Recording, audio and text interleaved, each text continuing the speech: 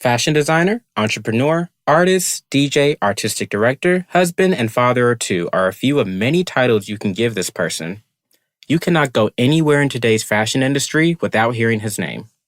He was one of only 2 designers named one of Time 100's most influential people in 2018, and his work always creates a buzz. He's a true artist of multiple disciplines, from fashion to graphic design and architecture. This visionary is the current artistic director of Louis Vuitton's Menswear, Mr. Virgil Abloh.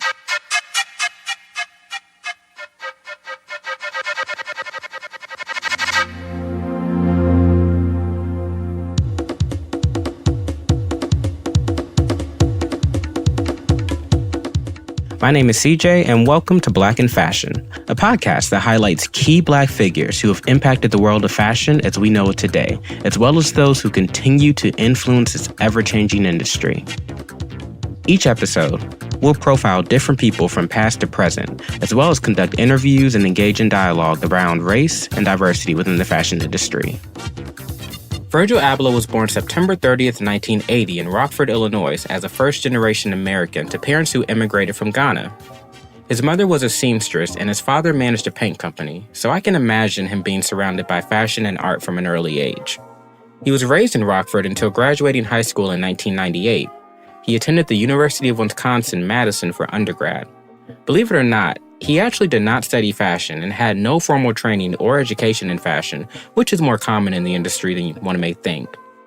He actually graduated with his Bachelor's of Science in Civil Engineering in 2002.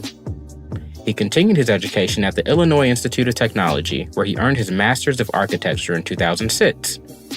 Now, those who have followed Abloh from the early stages of his career know about his association with Kanye West, but many may not know where this relationship first blossomed.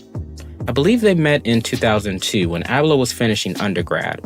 A few of my sources cited that he learned where Kanye West screen printed his concert merchandise and got in contact with the owner of that company, who then introduced him to Kanye's manager.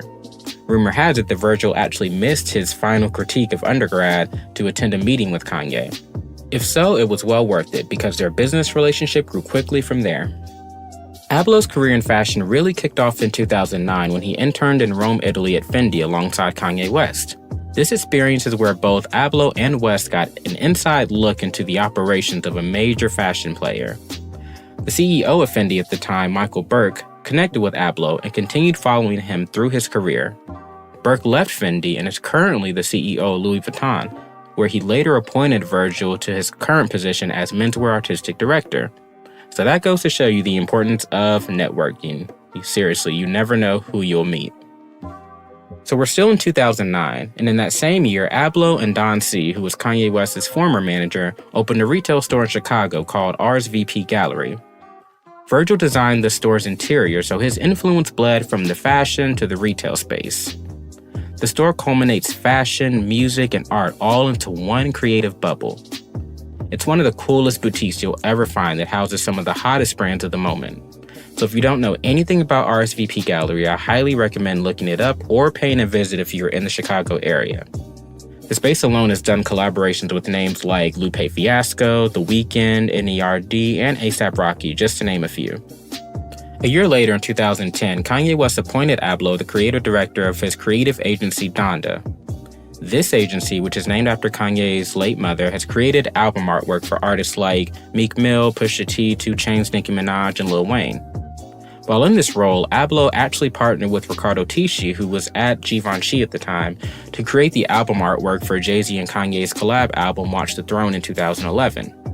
He was the art director for this project, and this work actually got him nominated for a Grammy for Best Recording Package. Now let's jump to 2012. This year, Abloh launched his first independent company, Pirates Vision. Pirates had what was at the time a unique business model. Virgil would purchase dead stock or vintage clothing by Champion or Ralph Lauren Rugby for $40, screen print text and designs on them, and sold them for over $500. This actually was a tremendous success. And according to Abloh, Pirates was actually meant to be an artistic experiment, so he never intended it to really be a commercial success.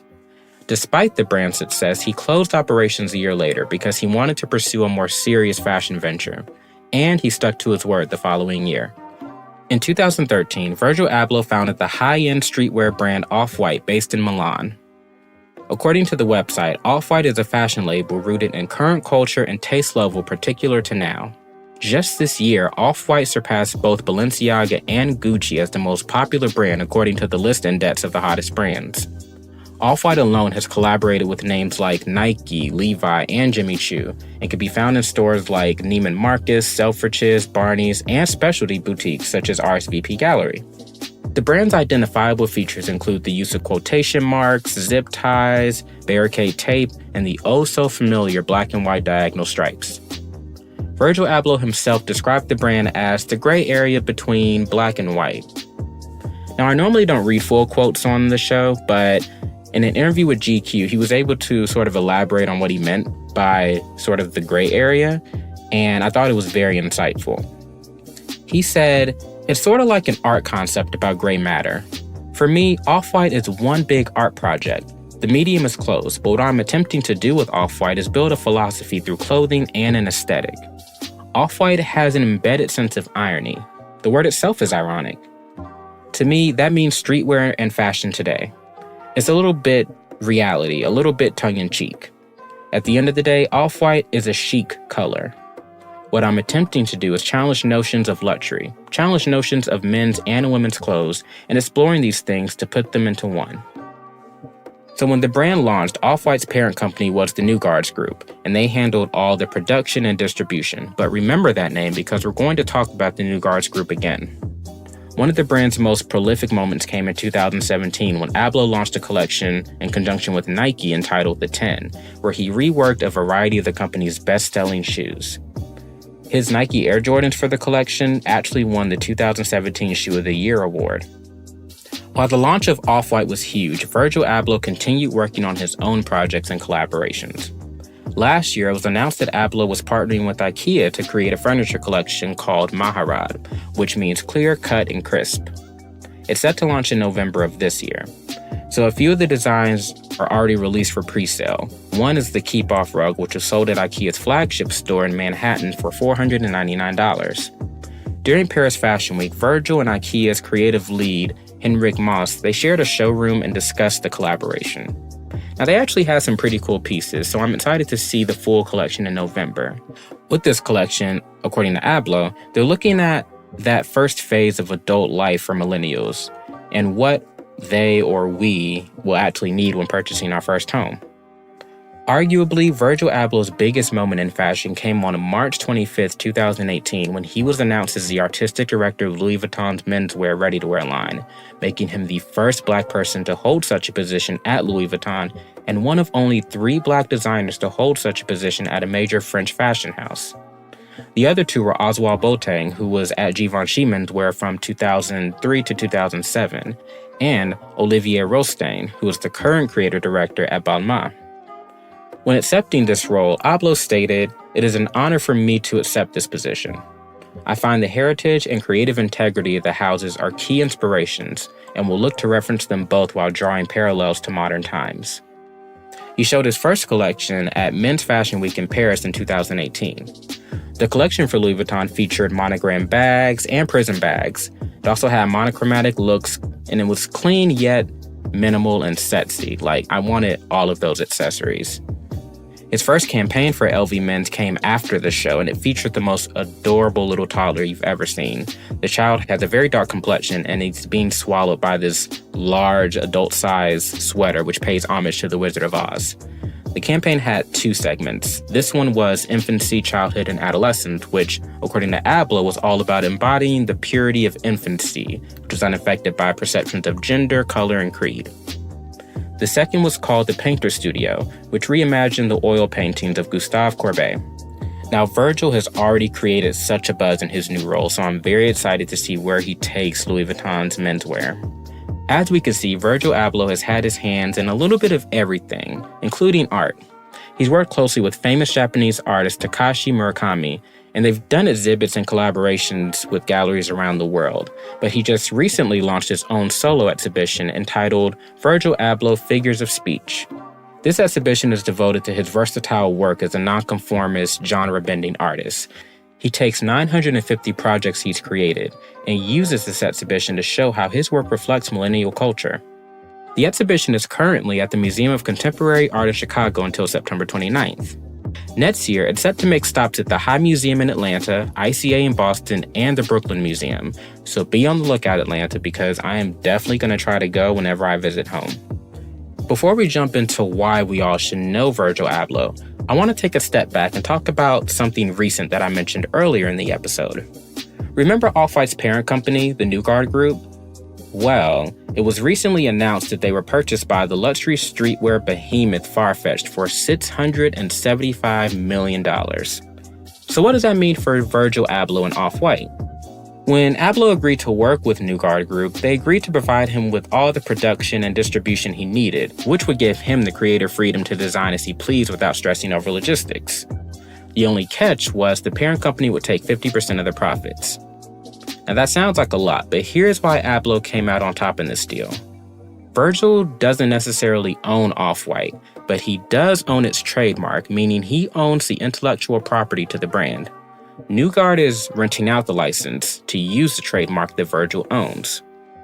So according to Professor Susan Scafidi, who's the founder and president of the Fashion Law Institute at Fordham University, trademarks are forever and where the value of fashion companies lie.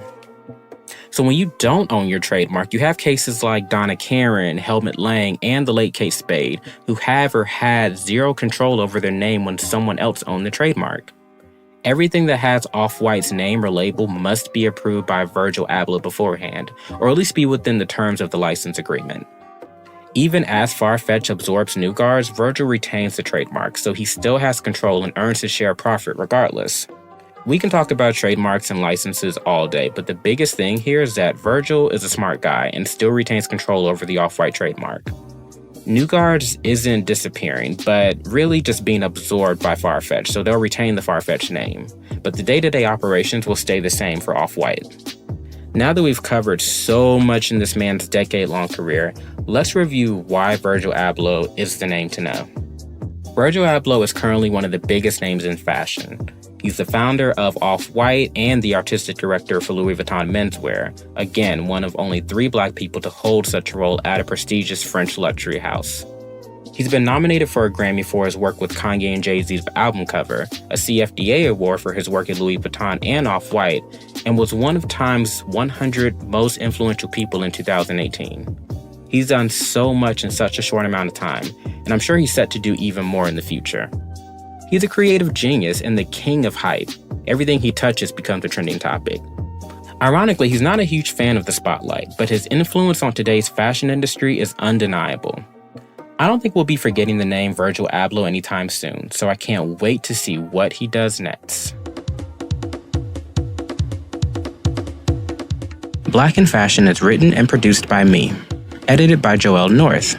The theme music is from PBT and Production Music Library, and background music for our profile episodes comes from Lakey Inspired. The title is Better Days. Please like, subscribe, review, and rate Black in Fashion 5 stars on Apple or wherever you get your podcasts. You can also find us on Spotify, Google Play, or SoundCloud. Lastly, follow the show on Instagram and Twitter at BLKNFSHN. Again, that's at BLKNFSHN, just like the logo. Thanks for listening.